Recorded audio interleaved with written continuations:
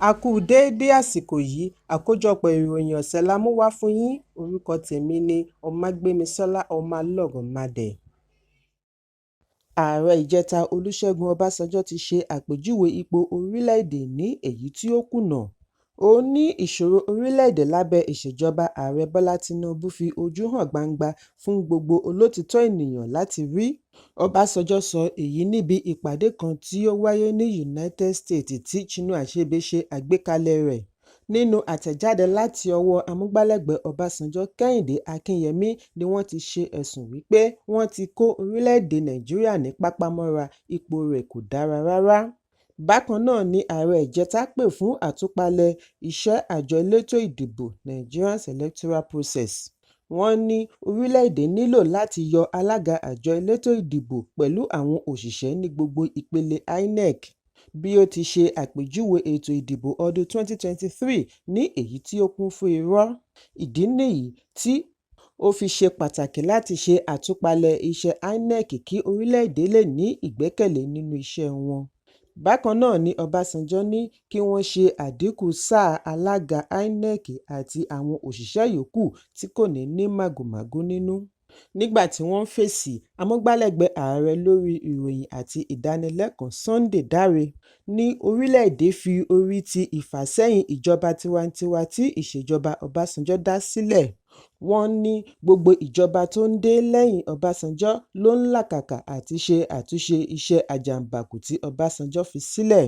Dare ní Ọbásanjọ́ kò yẹ lẹ́ni bu ẹnu àtẹ́ lu ìṣèjọba tó ń lọ lọ́wọ́, kàkà bẹ́ẹ̀ ó yẹ kí ó tọrọ àforíjì lọ́wọ́ ọmọ orílẹ̀-èdè lórí bí ó ṣe kùnà àti fi gbòǹgbò orílẹ̀-èdè múlẹ̀ fún ìdàgbàsókè. Bákan náà ni Dare ṣe àpèjúwe bí ìṣèjọba Ọbásanjọ́ ṣe ná bílíọ̀nù $16 tí wọ́n fi ṣòfò dànù lórí iná mọ̀nàmọ́ná pẹ̀lú mẹ́gáwáàtì òkùnkùn tí wọ́n ṣe àgbékalẹ̀. Amúgbálẹ́gbẹ̀ẹ́ ààrẹ ní Tinubu kò ṣetán àti wo ariwo ọjà, àgbékalẹ̀ ìṣèjọba gidi ni ó jẹ lógún láti mú ìrọ̀rùn bá ọmọ orílẹ̀-èdè. Iléeṣẹ́ ológun ti fi àdó olóró ṣekú pa ogunlọ́gọ̀ àwọn adàlúrú tí wọ́n ń gbèrò àti ṣe ìjàmbá ní ìjọba ìbílẹ̀ Safi, ìpínlẹ̀ Zamfara. Ìwádìí sọ di mímọ̀ wípé àwọn wọ̀nyí ń gbèrò àti ṣe ìkọlù sí àwọn òṣìṣẹ́ ológun tí wọ́n fi ránṣẹ́ sí agbègbè Safi pẹ̀lú àwọn abúlé tó wà nítòsí kí ìmọ̀ wọn tó di asán. Alukoro iléeṣẹ́ ológun ojú òfurufú Olúṣọlá Akínbóyèwá sọ nínú àtẹ̀jáde wípé àwọn ọ̀tá yìí ti ń kórajọ láti lọ ṣe ìkọlù. Lọ́gán tí wọ́n gba ìtanilólobó yìí ni wọ́n gbé ìgbésẹ̀ tí wọ́n fi dá sẹ̀ríà tó lápẹẹrẹ sí àwọn ọ̀daràn wọ̀nyí lára. Gómìnà ìpínlẹ̀ Ondo Rotimi Akeredolu ti fi àṣeyọrí rẹ̀ níbi ìdìbò ọjọ́ 16 oṣù kọkànlá ọdún 2024 sọ orí ọ̀gá rẹ̀ gómìnà àná fún ìpínlẹ̀ Ondo olóògbé Rotimi Akeredolu. Níbi ìfọ̀rọ̀wánilẹ́nuwò orí ẹ̀rọ amóhùnmáwòrán Channels ni gómìnà ti ní báwo ni ìbá ṣe dùn tó bí ọ̀gá rẹ̀ bá wà láyé láti rí bí wọ́n ṣe kéde rẹ̀. Akeredolu ni ó di olóògbé nínú oṣù kejìlá ọdún tí ó kọjá lẹ́yìn àìsàn jẹjẹrẹ kí Ayédatiwa tó gba ipò rẹ̀. Ayédatiwa, ọmọ ẹgbẹ́ òṣèlú All Progressives Congress (APC) ni wọ́n kéde gẹ́gẹ́ bí ẹni tí ó jáwé olúborí láti na orogún rẹ̀ Agboola Ajayi láti ẹgbẹ́ òṣèlú People's Democratic Party (PDP). Ajàfẹ́tọ̀ọ́ ọmọnìyàn àgbà amòfin Fẹ́mi Fálànà ti ké sí ìjọba àpapọ̀ àti ọ̀gá ọlọ́pàá yányán Káyọ̀dé Ẹgbẹ́tókun kí wọ́n dá Tajudeen Bárúwá padà gẹ́gẹ́ bí ààrẹ ẹgbẹ́ onímọ́tò NURTW. Èyí ń wáyé bí Fálànà ti fèsì sí ìdìbò tí ó gbé Musiliu Akínsànyà tí gbogbo ènìyàn mọ̀ sí MC Olúọmọ wọlé gẹ́gẹ́ bí ààrẹ ẹgbẹ́. Ilé-ẹjọ́ kòtẹ́milọ́rùn ni ó kéde ìyànsípò MC Olúọmọ gẹ́gẹ́ bí èyí tí ó lòdì sófin. Ìdí nìyí tí Fálànà fi ké sí àwọn aláṣẹ kí wọ́n rí i dájú wípé wọ́n dá Bárúwá padà sí ipò ààrẹ NURTW láìsí ìdíwọ́.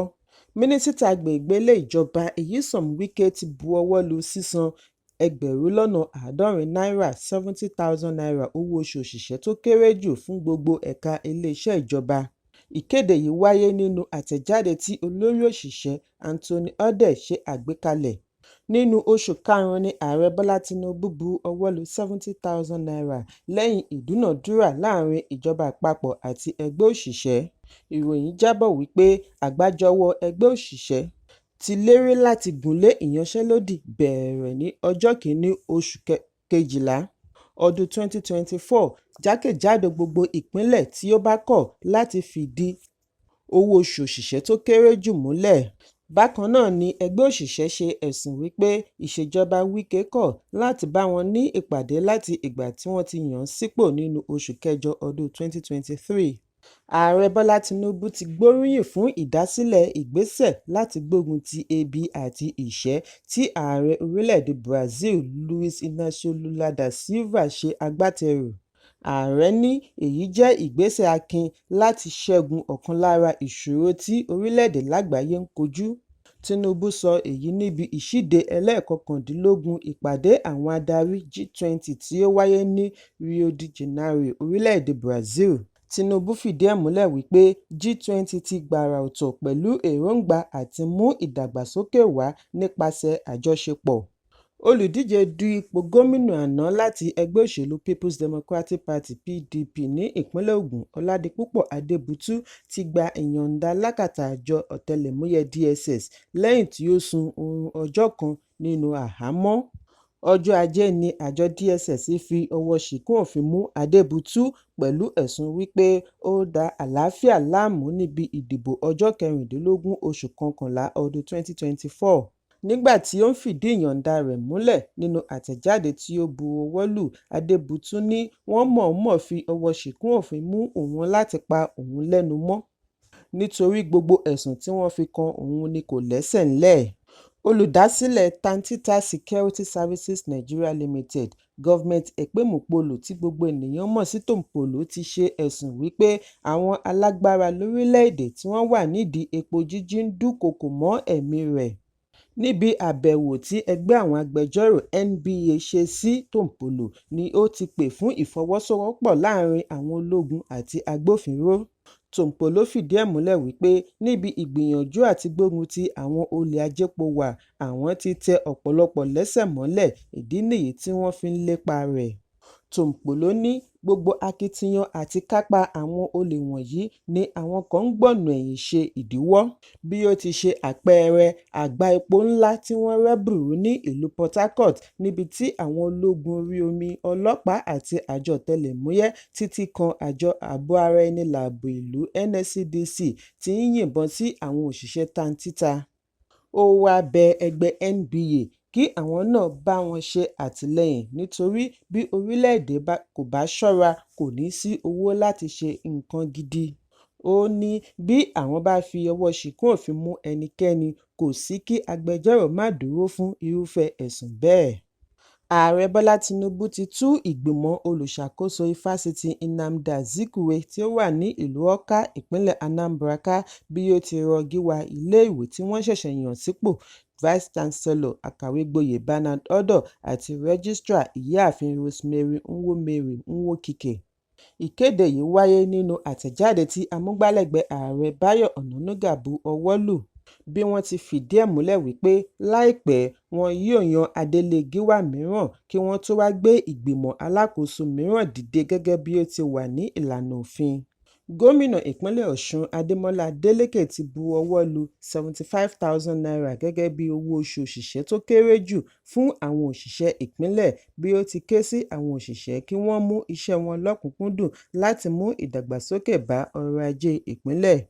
Nínú àtẹ̀jáde ní olórí òṣìṣẹ́ fún gómìnà Kazeem Akinleye darí ni wọ́n ti ṣàlàyé wípé N75,000 yìí lọ pẹ̀lú àfojúsùn ìjọba fún ìdàgbàsókè ọrọ̀ ajé àti ìgbáyégbádùn òṣìṣẹ́ àti aráàlú lápapọ̀.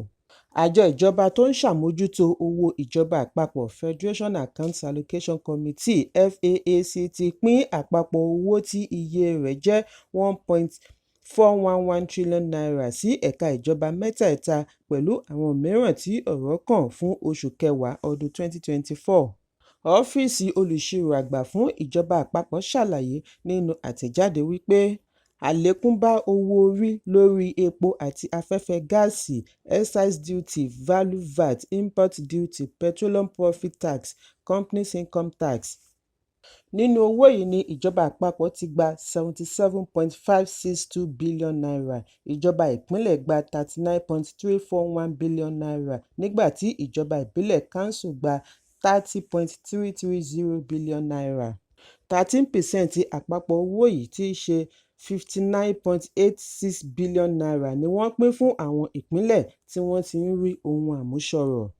Ọmọ orílẹ̀-èdè Nàìjíríà tí ó tún jẹ́ ará ilẹ̀ Finland Simon Ekpa ni a gbọ́ wípé wọ́n ti fi ọwọ́ ṣìkún òfin mú pẹ̀lú àwọn 4 mìíràn lórí ẹ̀sùn tí ó ní ṣe pẹ̀lú àtìlẹ́yìn fún àwọn adàlúrú. Ìròyìn jábọ̀ wípé iléeṣẹ́ ọlọ́pàá Finland Finnish Central Criminal Police fìdí ẹ̀ múlẹ̀ nínú àtẹ̀jáde. Olórí àjọ ọ̀tẹlẹ̀múyẹ́ ní Finland tí ó darí ìwádìí ṣe àfihàn wípé ọ̀gbẹ́ni yìí ti gbé ọ̀pọ̀lọpọ̀ ìgbésẹ̀ lórí ẹ̀rọ abánidọ́rẹ̀ẹ́. National Bureau of Investigation nínú ìwádìí wọn náà ṣe àfihàn Ekpa pẹ̀lú àwọn mìíràn tí wọ́n ń gbé ní Helsinki tí wọ́n ń kojú ẹ̀sùn àtìlẹ́yìn adàlúrú. Ìròyìn yìí mú iléeṣẹ́ ológun agbèfọ́ba Defence Headquarters fò fáyọ̀ lórí bí wọ́n ṣe mú Ekpa. Wọ́n wá ní ìrètí wípé wọn yóò fi ránṣẹ́ sí orílẹ̀-èdè Nàìjíríà láti wá jẹ́jọ́ lórí ẹ̀sùn fàákájà ẹkùn gúúsù ìlà oòrùn orílẹ̀-èdè. Bí a kò bá gbàgbé wípé ọ̀pọ̀ ìgbà ni Simon Ekpa ti fi ọwọ́ sọ̀yà wípé òun lòun wà nídìí àṣẹ kónílégbélé àjọ ajé tó ń lọ ní ẹkùn gúúsù àti ìṣekúpa tó ń wáyé ní ẹkùn gúúsù. Gómìnà ìpínlẹ̀ Ọ̀ṣun Adémọ́lá Adélékè ti darapọ̀ mọ́ ọ̀gọ̀ọ̀rọ̀ èèyàn láti ṣe ayẹyẹ ìlúmọ̀ọ́ká olórin ilẹ̀ Nàìjíríà David Adédèjì Adeleke tí gbogbo ènìyàn mọ̀ sí Davido bí ó ti pé ọdún 32. Lórí ẹ̀rọ abánidọ́rẹ̀ẹ́ ni gómìnà ìpínlẹ̀ Ọ̀ṣun tí í ṣe àbúrò bàbá Davido ti darapọ̀ mọ́ àwọn ìlúmọ̀ọ́ká yòókù láti ṣe àpọ́nlé àti àdúrà fún Davido. Lẹ́yìn èyí ni oníṣòwò ọkọ̀ kan lórílẹ̀-èdè Nàìjíríà tí ó fi Dallas ní Texas ṣebùgbé J Autos LLC ṣe ìgbàlọ́lá ẹ̀bùn ọkọ̀ bọ̀gìnnì fún Adeleke. Ọkọ̀ tuntun Escalade 600 Premium Luxury Car ni wọ́n fi ta Davido lọ́rẹ fún ayẹyẹ ọjọ́ ìbí rẹ̀. Bí wọ́n ti ní ibi tí Davido bá fẹ́ ni àwọn yóò já ọkọ̀ ọ̀hún sí fún un. Kókó ní ìwé ìròyìn tòní kò ní jù báyìí lọ. Ẹ pàdé mi ní ọjọ́ Ajé Monday fún àkọ́tún ìròyìn. Kí a tó lọ, ẹ má ṣaláì fi àkíyèsí yín ránṣẹ́ kí ẹ sì bá wa subscribe sójúnà wa lórí YouTube kí kókó inú ìwé ìròyìn lè máa tẹ̀ yín lọ́wọ́ ní kíákíá.